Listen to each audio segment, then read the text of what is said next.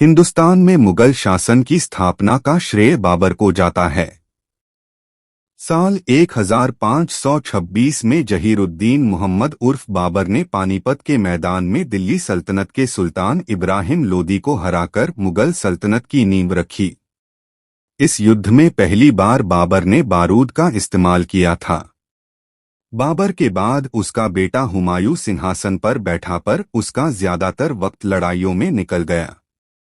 हुमायूं के बाद अकबर ने सत्ता संभाली तो मुगल काल का स्वर्ण युग शुरू हुआ। एक असल शासन व्यवस्था की शुरुआत हुई जिसमें सामाजिक और आर्थिक व्यवस्था का समावेश था। आइए जान लेते हैं कि कैसी थी मुगलों की अर्थव्यवस्था, कहां से कमाते थे और कहां खर्च करते थे। मुगल काल में खासकर अकबर के शासनकाल में दक्षिण एशिया में उत्पादन में बढ़ोतरी हुई। इस दौर में भारत में दुनिया का 28% औद्योगिक उत्पादन होने लगा था।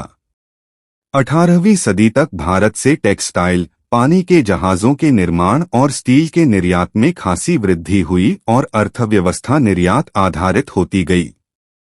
17वीं सदी के अंत में मुगलों की अर्थव्यवस्था सबसे बड़ी बन चुकी थी और इसने यूरोप तक को अंशभित कर दिया था। साल 1600 के मुकाबले दुनिया की अर्थव्यवस्था में मुगल शासन की हिस्सेदारी 22.7% तक बढ़ चुकी थी और इसने चीन को भी पीछे छोड़ते हुए दुनिया की सबसे बड़ी सकल घरेलू उत्पाद (जीडीपी) वाली अर्थव्यवस्था बन चुकी थी। इसमें अकेले बंगाल का योगदान 12% था, जो उस वक्त हिंदुस्तान का सबसे अमीर प्रांत था।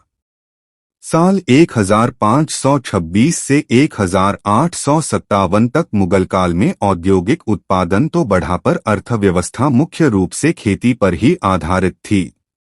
तब किसानों को रैयत या मुजरियान कहा जाता था।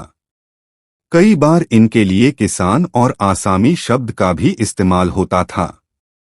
तब दो तरह के किसान होते थे, एक खुद काश्त जो अपनी जमीन पर फसलें उगाते थे और दूसरे पाही काश्त जो दूसरे गांवों से आकर ठेके पर खेत लेकर फसलों का उत्पादन करते थे। जमींदारी व्यवस्था भी कायम थी और जमींदार खेती का अहम हिस्सा होते थे। वे अपनी जमीन खेती के लिए किराए पर देते थे और कर वसूलते थे। मुगल शासनकाल में राजस्व की रीढ़ टैक्स ही था। इसको जमा और हासिल के नाम से जाना जाता था। तय और इकट्ठा किए गए कर की राशि पर यह आधारित थे। वैसे सभी तरह की जमीन पर कर वसूलने की व्यवस्था एक जैसी नहीं थी। अच्छे उत्पादन वाली जमीन के किसानों को अधिक कर देना पड़ता था। ओलज जमीन पर अधिक कर लगाया जाता था क्योंकि उस पर पूरे साल फसल होती थी। वहीं परती जमीन पर कर कम था क्योंकि इसमें फसल कम समय के लिए होती थी। वहीं बंजर भूमि से टैक्स वसूली की व्यवस्था अलग थी। कुल वसूले गए टैक्स का 1/3 हिस्सा शाही शुल्क के रूप में जमा होता था।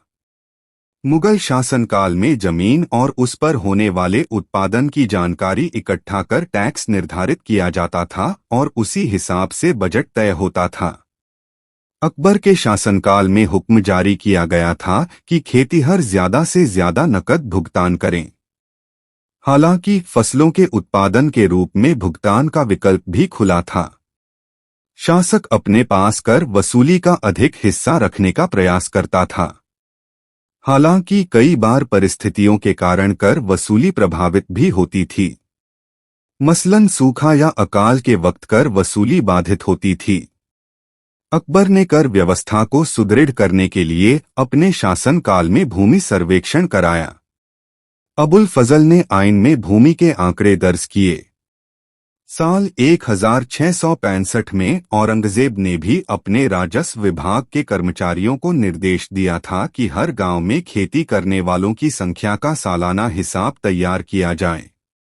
हालांकि तब भी जंगली क्षेत्रों का सर्वे नहीं किया गया था। मुगल काल में बाहर से लाकर हिंदुस्तान में नई फसलों का उत्पादन भी शुरू किया गया। इनमें मक्का, आलू, लाल मिर्च और तंबाकू शामिल हैं। इससे किसानों को फायदा हुआ तो शासन को भी अधिक कम मिला। खेती के अलावा व्यापार से भी टैक्स वसूला जाता था।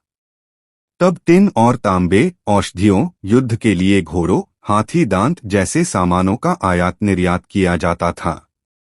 मुगल काल में ही चांदी और सोने का आयात बढ़ा। सूरत, कोचीन और मसूलीपट्टनम जैसे शहरों में व्यापारिक कंपनियों ने यूरोपीय कारखानों की स्थापना की, जिससे यूरोप के साथ पश्चिम एशिया, पूर्वी एशिया और अफ्रीका के साथ भी हिंदुस्तान का व्यापार शुरू हुआ। उस दौर में हिंदुस्तान से निर्यात किए जाने वाले प्रमुख सामान में नमक, कैलिको, सूखे मेवे, कपास, रेशम और मसाले शामिल थे। मुगल काल में जजिया से भी आय होती थी।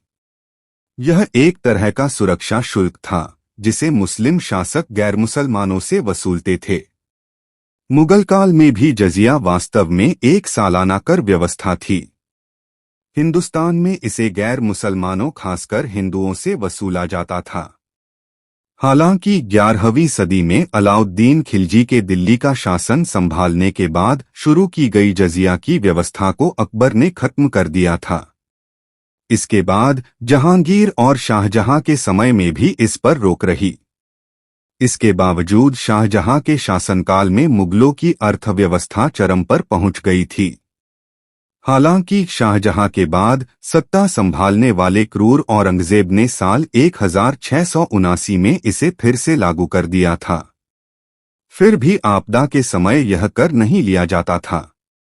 इसके अलावा महिलाओं, बच्चों, बुजुर्गों, विकलांगों, बीमारों, बेरोजगारों और ब्राह्मणों से जजिया नहीं लिया जाता था। मुगल काल में वसूले गए कर को शासन व्यवस्था संभालने के लिए खर्च किया जाता था।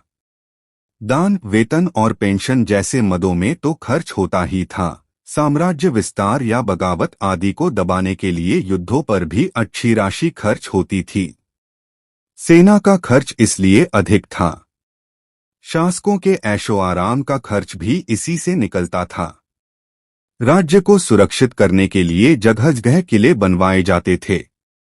इमारतों के निर्माण पर सबसे अधिक खर्च शाहजहां के शासनकाल में हुआ। दिल्ली का लाल किला, जामा मस्जिद, आगरा में ताजमहल के निर्माण से लेकर तख्त ए ताउस के निर्माण पर भी शाहजहां ने खूब खर्च किया।